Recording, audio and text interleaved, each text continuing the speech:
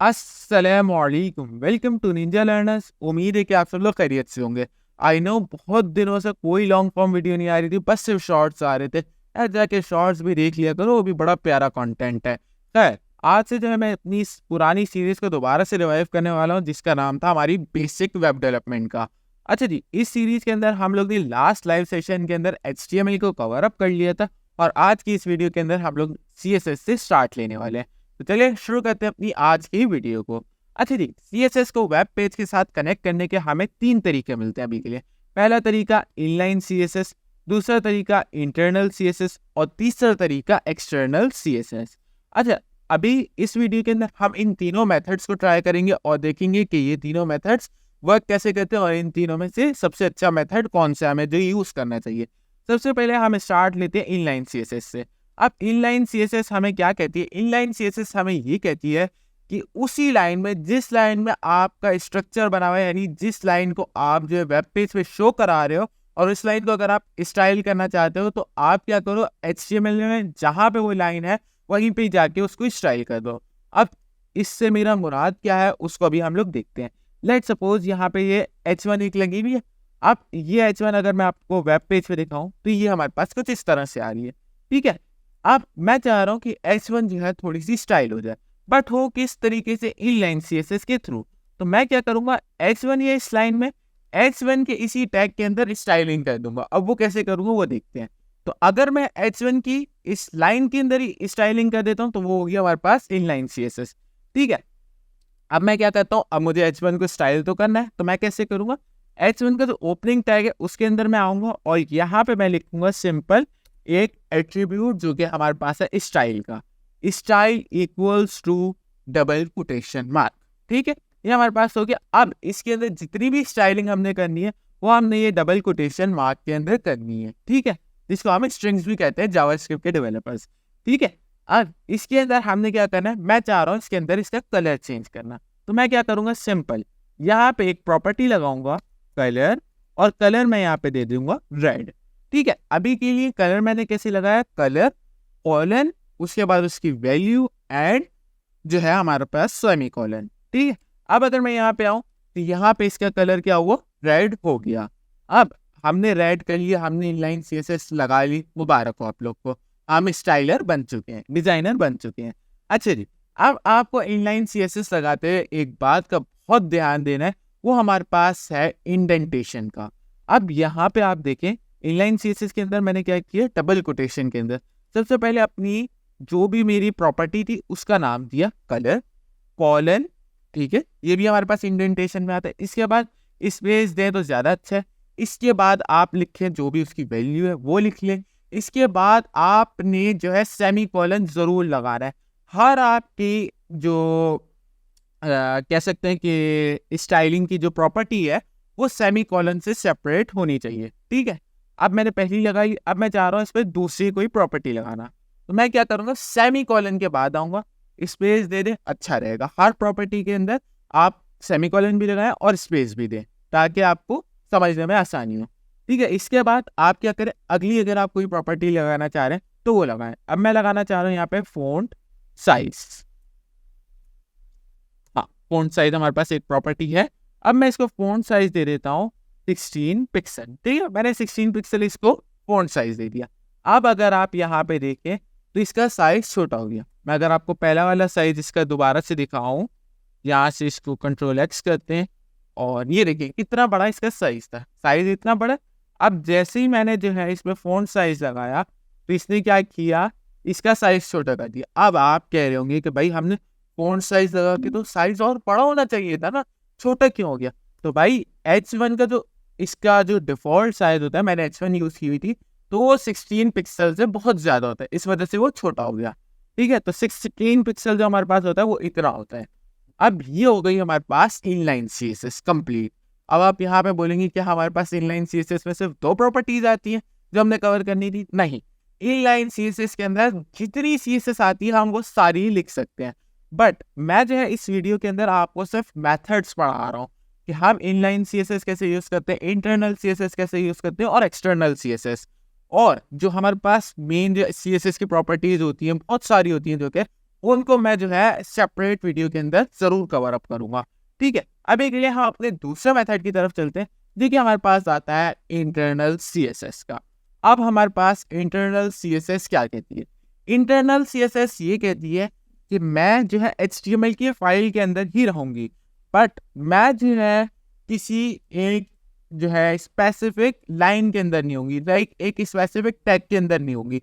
मैं अपना खुद का टैग बनाऊंगी। अब वो ये अपना खुद का टैग कैसे बनाएंगी वो मैं आप लोग को बताता हूँ। याद रखिए जो इंटरनल और इनलाइन CSS होती है ये दोनों HTML की फाइल के अंदर ही रहती हैं।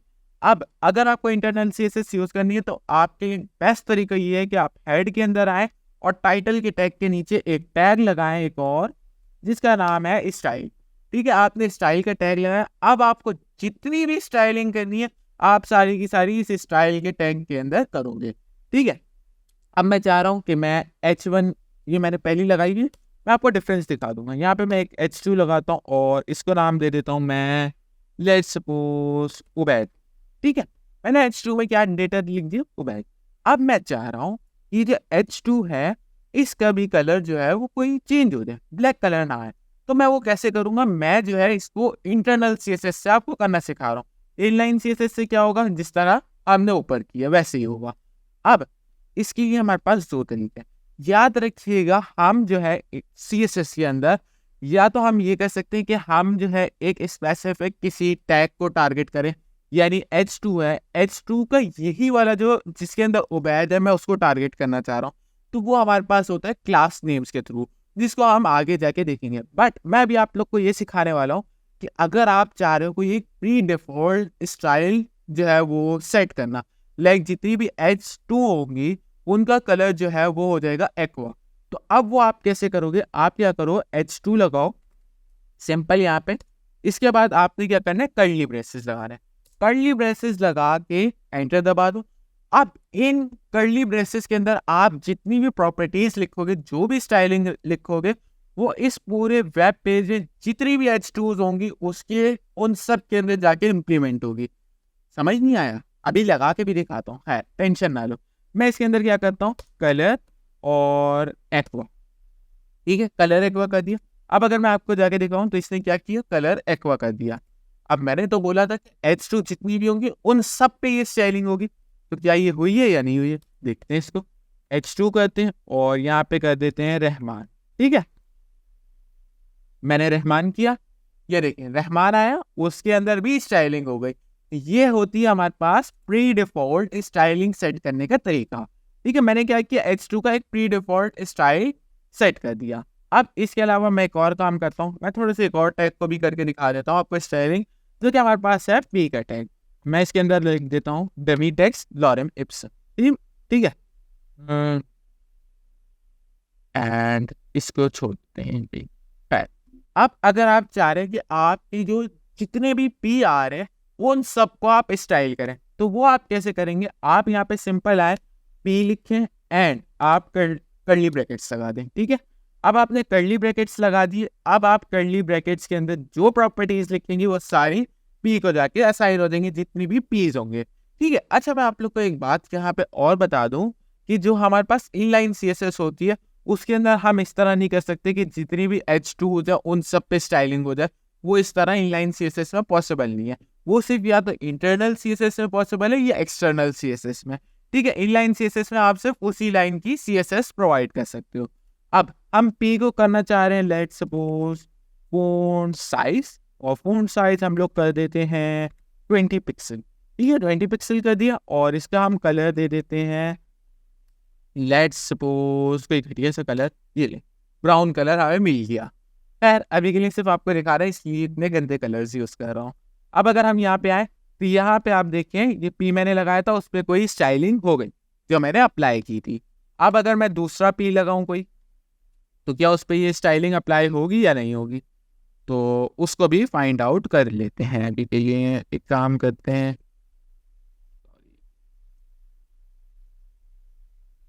ये भी तंग कर रहा है। हाँ, यहाँ पे एक और पी लगाते हैं और इंडेंटेशन इशू सेट कर देते हैं।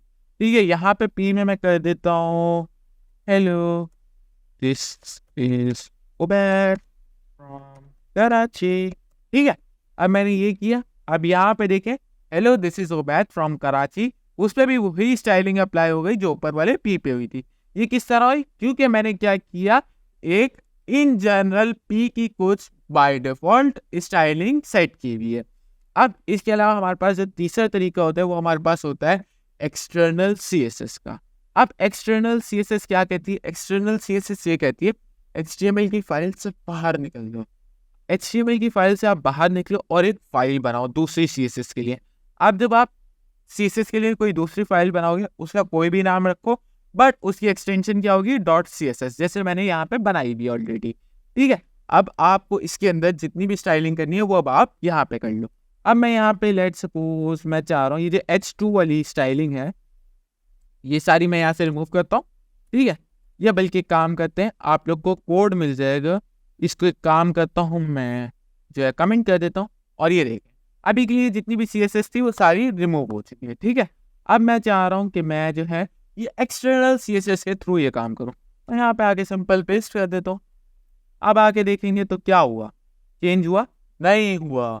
ये चेंज क्यों नहीं हुआ भाई?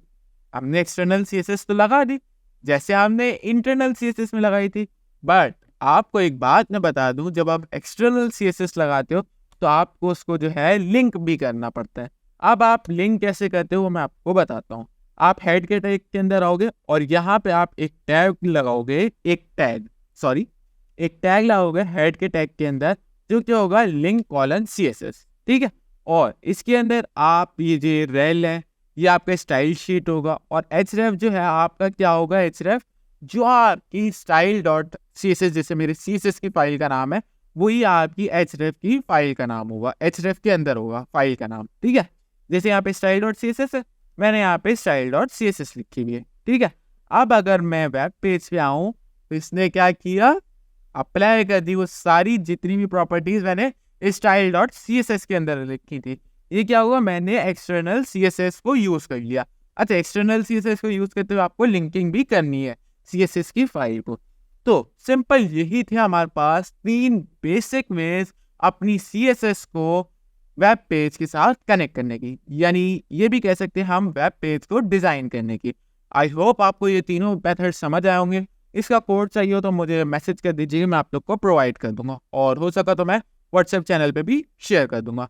लाइक ज़रूर कर देना यार, और सब्सक्राइब ज़रूर कर देना, दोस्तों के साथ ज़रूर शेयर करना। फिर मिलूंगा मैं एक न्यू वीडियो में, तब तक के लिए अल्लाह हाफ़िज़।